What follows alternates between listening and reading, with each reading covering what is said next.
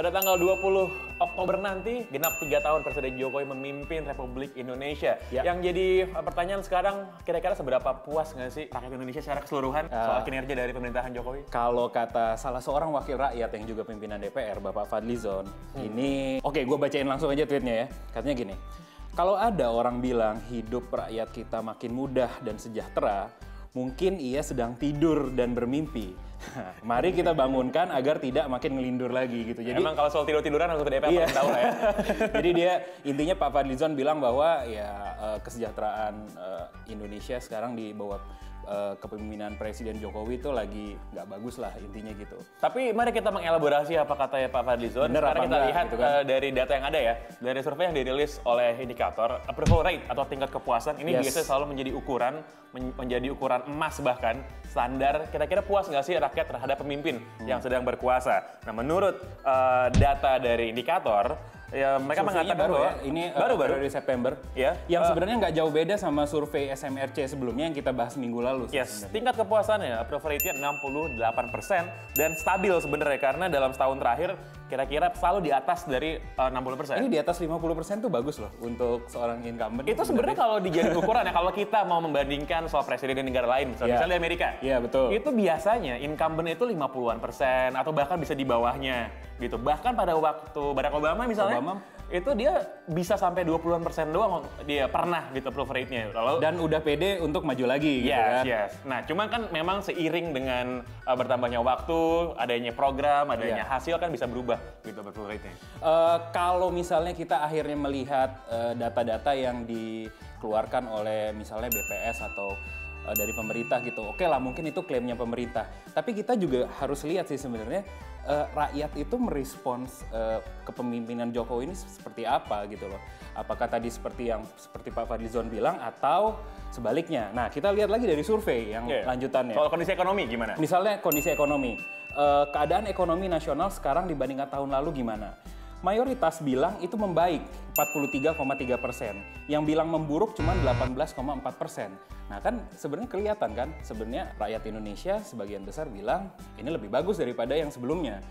Ada pertanyaan misalnya gini, gimana keadaan ekonomi nasional sekarang dibandingkan tahun lalu? Nah kalau tadi kata Pak Fadlizon bahwa Indonesia semakin terpuruk ekonominya, menurut survei 43,3% responden bilang ekonomi justru membaik. Ya kan?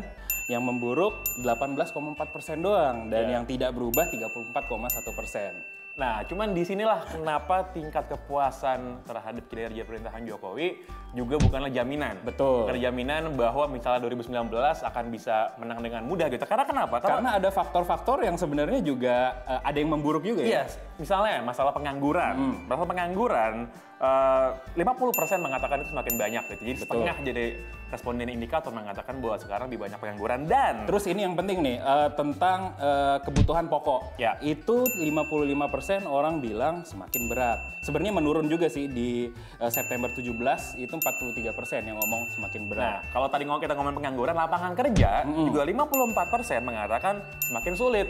Nah, ini kan hal-hal yang appealing ya buat pemilih. Yang misalnya sangat berpengaruh lah.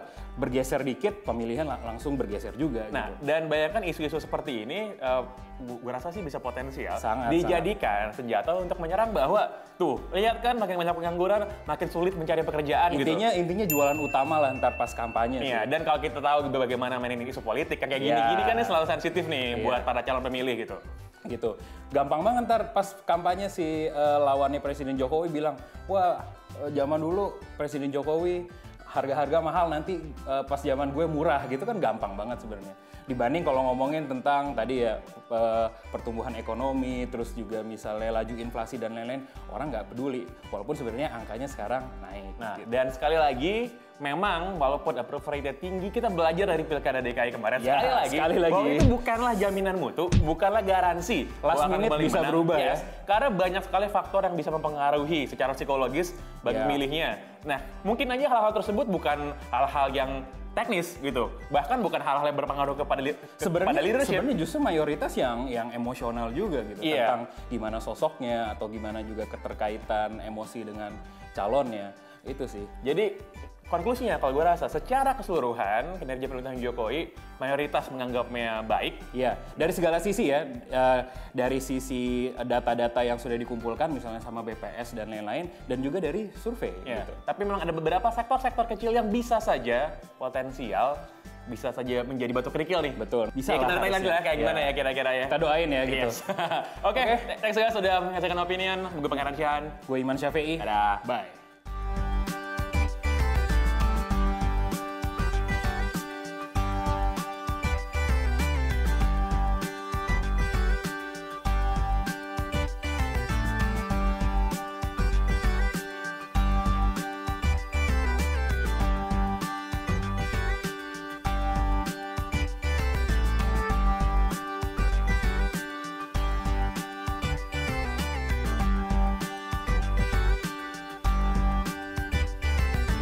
Metro TV, knowledge to elevate.